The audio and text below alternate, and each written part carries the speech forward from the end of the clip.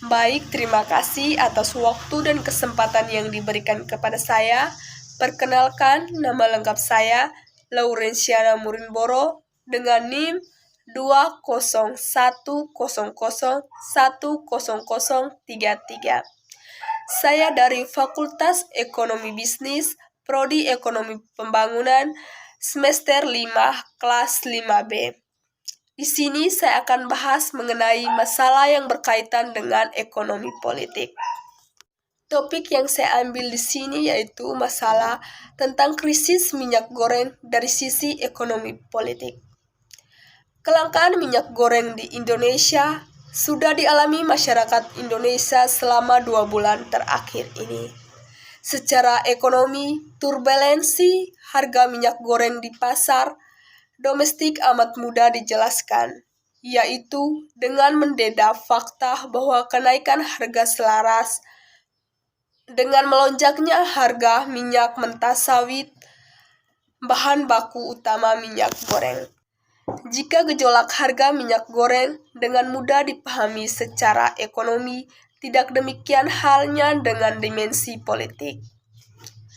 Dalam bingkai ekonomi politik, pemerintah mesti menyadari bahwa tidak ada kebijakan atau ekonomi dan politik yang bisa memuaskan semua pihak secara optimal.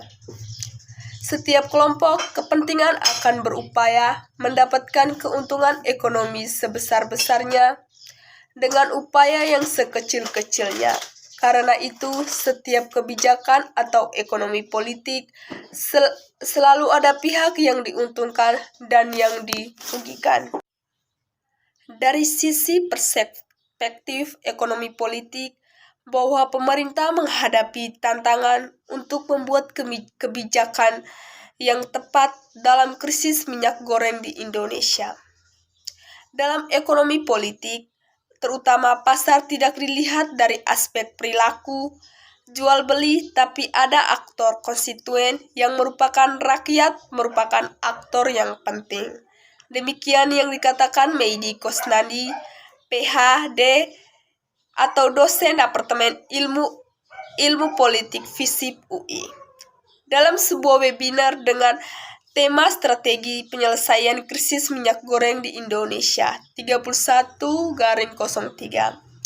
Dalam kasus kelangkaan minyak goreng, pemerintah menghadapi dilema antara pasar dengan masyarakat. Isu ini memang dilatar belakangi oleh kenaikan harga minyak sawit di dunia. Minyak goreng kemasan langka ketika diterapkan HET atau harga eceran tertinggi. Tetapi ketika mengikuti harga pasar, maka muncullah isu sosial dan politik di masyarakat. Kemudian ada isu bahwa pemerintah tidak berpihak pada masyarakat, serta ada kartel minyak goreng. Isu kartel ini justru seakan dibenarkan oleh Menteri Perdagangan di depan para anggota DPR RI. Mendak menyebut ada mafia minyak goreng yang mengambil keputusan pribadi sehingga berbagai kebijakan pemerintah tumpul di pasar. Lutfi mengakui bila kewenangan kementeriannya amat terbatas. Mafia atau kartel inilah yang dapat dilakukan melalui 3 hal, yakni harga, produksi, dan wilayah pemasaran, ujar Meidi.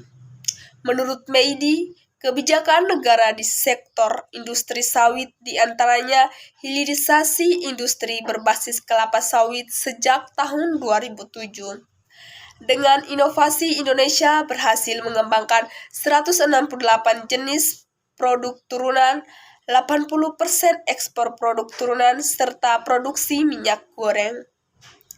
Adanya sentralisasi di bawah Badan Pengelolaan Dana Perkebunan Kelapa Sawit atau BPDPKS, serta ada program B30, yaitu percampuran antara 30% biodiesel sawit dengan 70% minyak solar.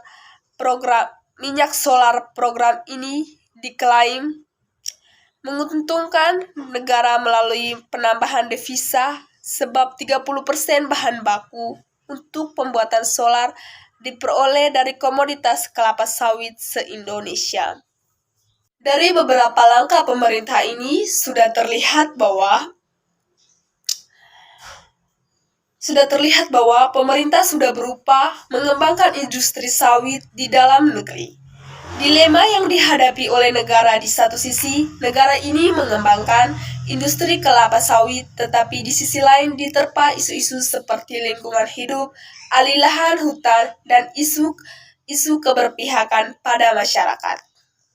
Beberapa persoalan yang dihadapi dalam paradigma kebijakan ada kecenderungan kebijakan didominasi oleh paradigma kekuasaan.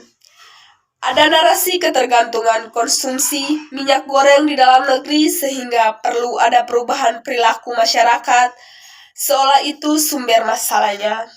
Kemudian ada juga narasi penimbunan minyak goreng. Narasi-narasi yang dibangun seperti ini bisa jadi benar, tapi dalam praktiknya semua permasalahan terkait dengan supli yang seharusnya diatur, tetapi yang diangkat adalah soal yang lain. Ada beberapa pilihan kebijakan, di antaranya pembangunan industri kelapa sawit harus berkelanjutan dan masyarakat harus dilibatkan dalam kebijakan negara. Dari sisi regulatif, membuat pengaturan untuk prioritas suplasi pasar domestik dan menerapkan insentif paradigma domestik. Yang berikut terkait distributif, maka pasar domestik harus dilindungi dan memperkuat atau memperketat pengawasan pasar domestik dan paradigma internasional.